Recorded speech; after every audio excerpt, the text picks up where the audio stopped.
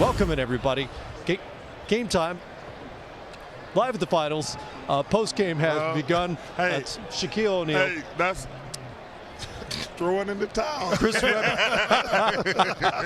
That didn't come from a Cavalier, by the way. Hey, because it's a wrap. Charles Barkley, Chris Webber, I'm Matt Weiner. Good to have you with us. Are you guys as stunned as the fans walking out of here right now? I'm not stunned at all. Just because of the way it finished. The way it finished was exhaustion. If you actually watch the game and watch the body language on the Cavs, in the third quarter they were exhausted. And did you say they couldn't keep playing at this pace? And we were talking in the green room. It's either you or Vince Cellini. He's like, they can't play at this pace. Well, we were talking about in the pregame, the pace. But in the third quarter, even when they had to lead early fourth, every time out, they had their hands, they were bent over. Right. And that was just fatigue down the stretch. To me, they were very, very stagnant, especially the last 3 or 4 minutes. They still had a chance and opportunity to win. The other guys step up a little bit, but when you have a lead, especially against the Golden State team, cannot make mistakes. Too many mistakes down the stretch. And to hold the ball, play one-on-one, play very stagnant, that's a mistake against this Golden State team. To me, this is one of the games that the players have to take and say it's their fault. I think that when you have the lead like that with a few minutes left, the coach can do all he can do, but it's up to you guys to know who should have the ball, how to run your offense, like Shaq said, not just run around the end. But I agree with Chuck, it was fatigue, but the fact you were so tired and you got that last 2 minutes, it just seems like you could pull something out of that reserve. Yeah. But excuses make cowards of us all. There ain't no fatigue. Listen, well, first of all, they were fatigued, but that's the beauty of the Golden State Warriors. You know, the other guys, Clay was terrific tonight. Yep. When you can have guys like, it had to be, they were stagnant, I agree with you.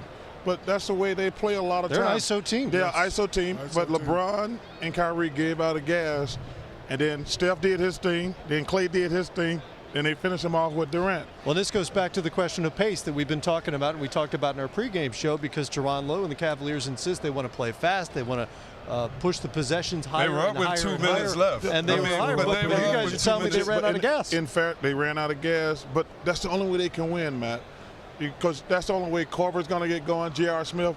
Because if you just try to slow the game down, you're just going to end up having LeBron and Kyrie play one-on-one. The bottom line is they just ran out of gas, and you give the Warriors credit, man. They got so many different weapons, and everybody chipped in. Not one guy played.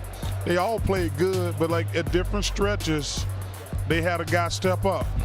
How about that confident Kevin Durant stroke there late on a pull-up three-pointer that gave them the lead at 114 to 113 after getting the switch on Tristan Thompson and dropping in a little jumper prior to that.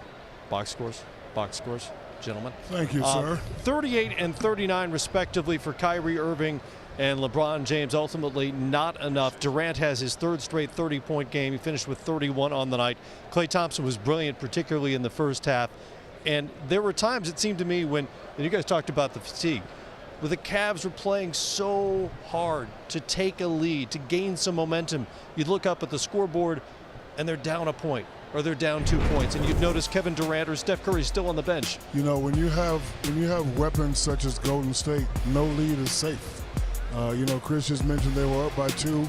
They were up with 2 minutes left to go in the game, and Golden State, a couple guys coming out here some threes. But look at these shots, Shaq. Yeah, those are tough shots. They're tough shots. Yeah, those are tough shots. That's when you're working that hard to just get a basket. And look that's that defense of Golden State. Listen, man, first of all, that was a great package. But every one of those were tough, hard-working shots after 48 minutes of basketball. Right. And then show over the Warriors highlights.